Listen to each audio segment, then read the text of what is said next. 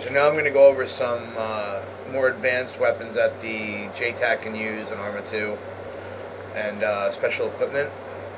Normally when you're playing as a JTAC, you want to have, at the very least, a Dagger, which is a special GPS unit, and a Vector 2 Nite, which is a laser rangefinder. If you're really fancy and you can afford to be kitted out with it, you usually want to have a SOFLAM, which will let you actively laze targets and can direct the employment of laser-guided bombs like a GBU-12. So starting out, we're just going to go over the Dagger. The Dagger is pretty much a basic item that goes into your inventory. Looks like this. And unlike a regular GPS, which will pull up a little thing in the bottom right of your screen, a little GPS view, if you press Control M, the Dagger has much more features. If you press Home, it will tell you the current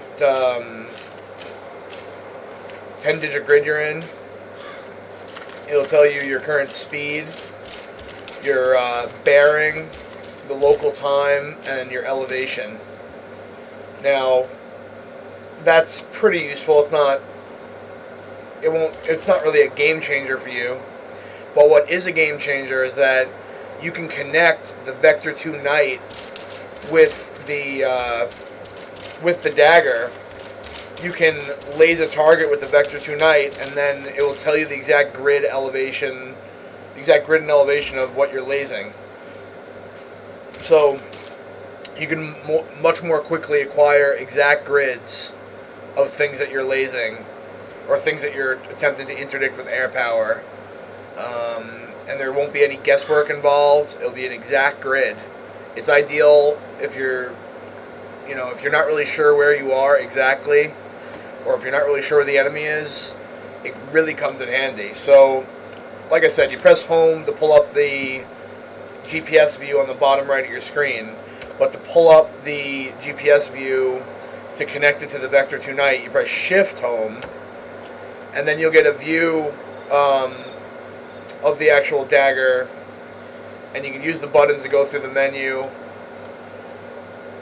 You can use the Dagger to plot waypoints and then basically follow waypoints using the Dagger. I'm not going to go over that in this video. Honestly, it's not very useful.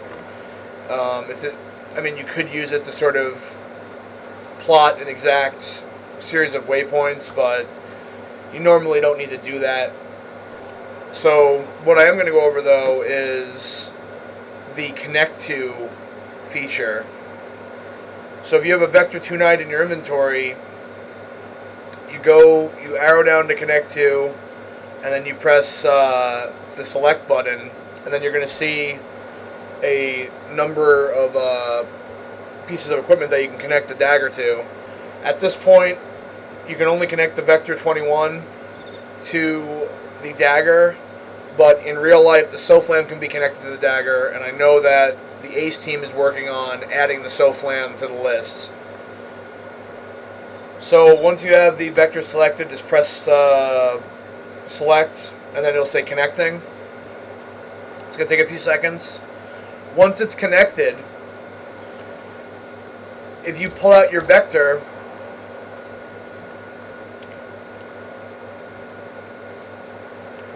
and you laze a target,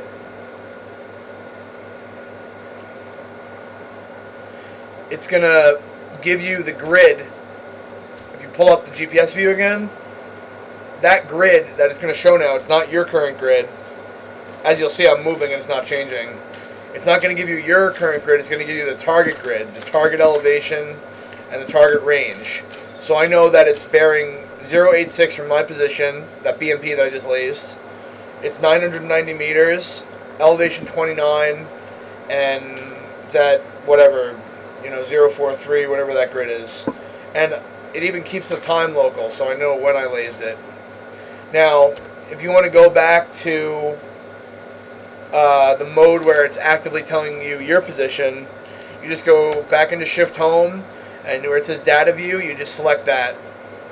and now clear out the target data, and it will now give you updates on your current position, and it's back to the standard mode.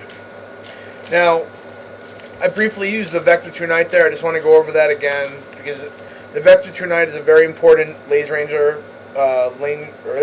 rangefinder rather, that allows you to know the current range and bearing from your position of a target. At the very least, this is like a basic tool that you should have as a observer.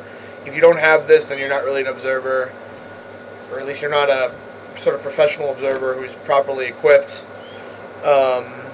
It's very important when your platoon's being engaged or your company's being engaged. You don't have time to use the map tools. You don't have time to guess what grid a target's in. You want to quickly get the data so you can call in effective casts. And the key is to avoid killing friendlies. That's why this precision is so important. It's not because it's not an aid to laziness. It's about precision, so that you do not allow fratricide to happen.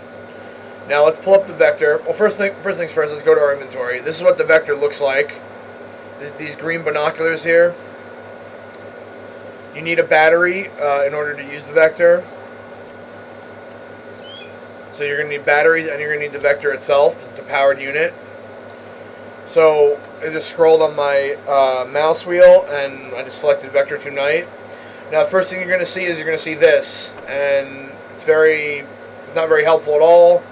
It's just a crosshair. Now if you press R, you load the batteries in, and then if you left click, it will start lasing, and you can see it doesn't actively laze like the SOFLAM. You see a little red dot. It just lasers once, and then it gets the range information, and that's it. Now, what you're seeing here, these two sets of red numbers, the one on the left is the bearing from your position to the target that you lased. The one on the right is the range in meters. So, if I go ahead and laze this BMP, I see that it's bearing 086 degrees, and the range is 990 meters. Now, if I press Alt-R on my keyboard, it switches it into different modes of attitude. So, for instance, we can do 360 degrees. We can do 6,400 mils. We can do 6,000 mils, 6,300 mils, and 6,283 mils. Okay? Just different standards of attitude. Normally you're going to want to be on degrees or in 6,400 mils. The other modes are very rarely used, and I wouldn't recommend it. So, what you can do if you're calling in a fire mission or if you're calling in CAS and you can't get the exact grid of the target, you can give your grid and then give a bearing to the target in range. Or you can use this information to pull up your map, and let's say I'm in this grid right here. You can see where it's 1-1 alpha. I know that he's bearing, what was the bearing on that? 085 and 985 meters. So I know if I had map tools, I could pull it up, put it on my position, and then know he's 085, which is pretty much due east and a little bit to the north, and he's 900 meters. So if you had map tools, you could draw a line between here or you can put the ruler up to your position and then measure 900 meters, and he'd be somewhere over here by this rock wall and this tree line here. Okay, so that's the basics of the Vector. The next tool, which is very extremely useful, is the SOFLAM. So the SOFLAM looks like this. It's this big gray thing. It's an active laser designator. You can, like I said, you can use it to actively laze targets and to guide the employment of laser-guided ordnance. That's its most useful feature. Let's go ahead and pull up the SOFLAM here. So, some very important notes about the SOFLAM. Unlike the Vector 2 Nite, this laser designator can overheat. So you don't want to laze something longer than you need to.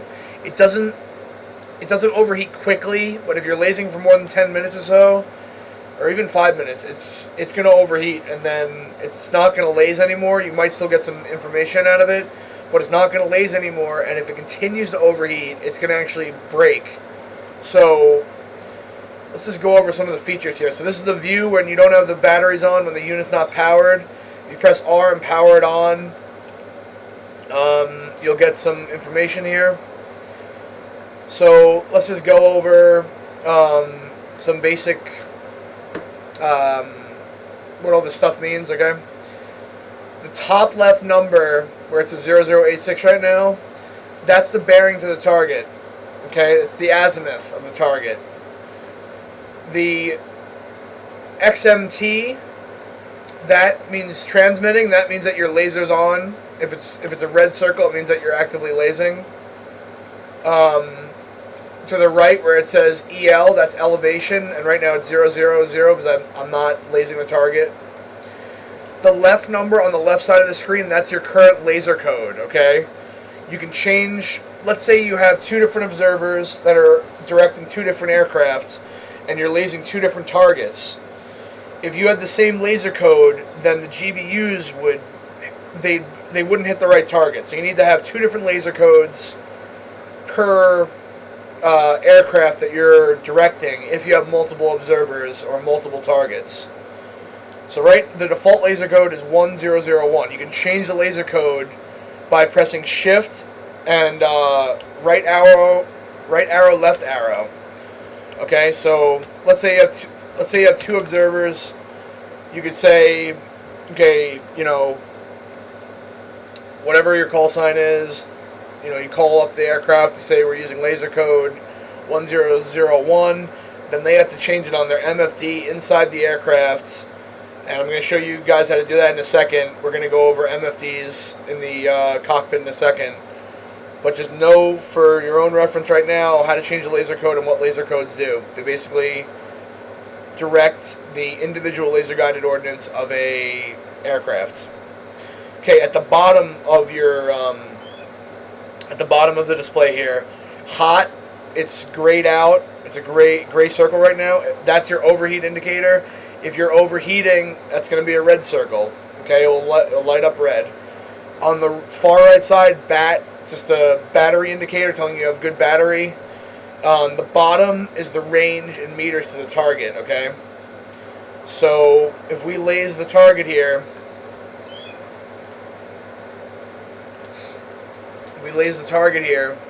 you're going to see that it's 985 meters. It's bearing 0086. I believe that's in mils.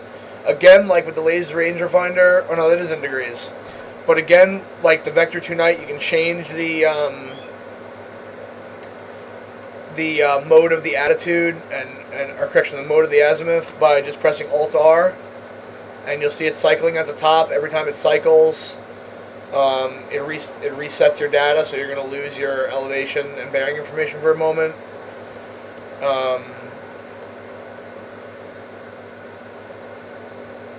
Yeah, so that's pretty much how you use the Vector 2 Nite. The SOFLAM. And what you would do is, during your 9-line cache request, after the pilot reports that he's inbound from IP, you would say mark is on the deck, and then you would start actively lasing the target. You don't want to laze the target the entire time, because the enemy might have some sort of system that tells him when he's being lased. I know that the T90 has a countermeasure system called the Stora, where it knows when it's being lased or painted by a laser designator. You're not going to want to laze a target until you're ready to drop ordnance on it. So when the pilot says he's inbound from the IP, meaning that he's about to attack, mark is on the deck, and then he'll respond back with contact the mark, I have eyes on the mark, and then clear him hot. Okay? So that's the basics of how to use the SOFLAM and the Vector 2 Nite. I think I've went over everything with these two systems. And next we're going to be going over how to use MFDs in aircraft. Okay, so in this next part of the video, I'm going to be going over how to use the multifunction displays, or MFDs, in aircraft. And this is really important if you're going to be flying as a pilot, working in conjunction with a JTAC, because you're going to need to know how to change laser codes through the MFDs, and you're also going to need to know how to change missile fire modes if you're in something like an Apache and you're using Hellfires. So, starting off, you have to be in the pilot seat of the aircraft. For this example, we're going to be using the AH-64 Longbow Apache. Once you get in, you're going to press Control-Shift-Q to pull up the MFD. And then the numbers on the MFD, you see the MFD on the left side of the screen, the numbers correspond to your numpad, okay? So if you wanted to check the ammunition status, you press 1, and then it would tell you, I have 4 AGM-114 Limas, 4 AGM-114 kilos, and I have 1,200 rounds of 30 millimeter cannon. That's pretty useful.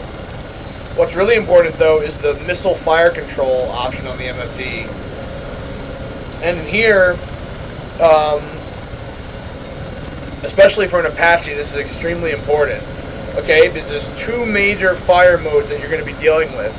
You're going to be dealing with Lima, Oscar, Bravo, Lima, also known as low ball, and that's lock on before launch. Okay, when you're doing lock on before launch, the Hellfire missile is going to be designated, and it's going to be guided by the laser designator that's on the Apache itself.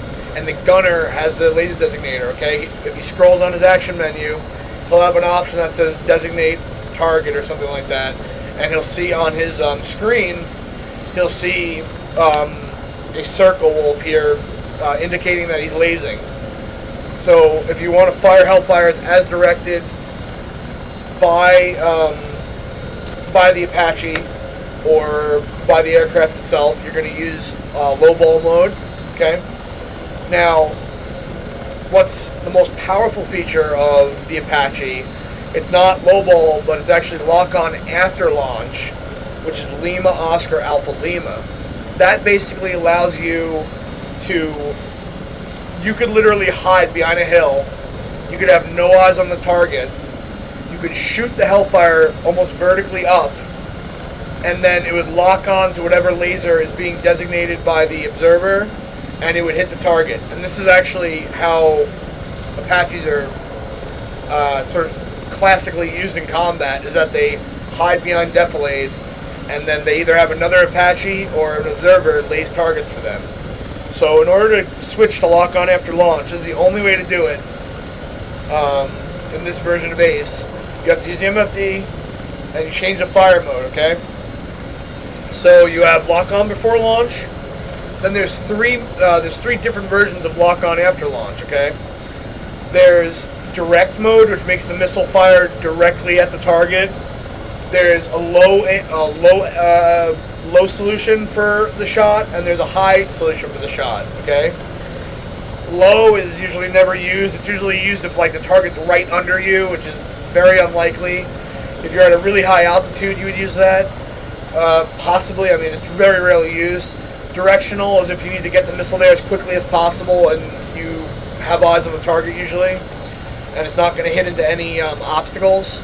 And the high solution is actually the most common, and it pretty much shoots up like a javelin, almost vertically up, and then it goes into an arc, flies really, really high and really, really fast, looks for the laser designator, and then comes down. So if you're behind defilade, you want to use the high solution, okay? And again, you press a button on your numpad that correlates to what you want, so I'm going to switch it to high mode. We can see here when I come back to the main menu of the weapons MFD, it tells me my current fire mode is in lock on after launch, direction high.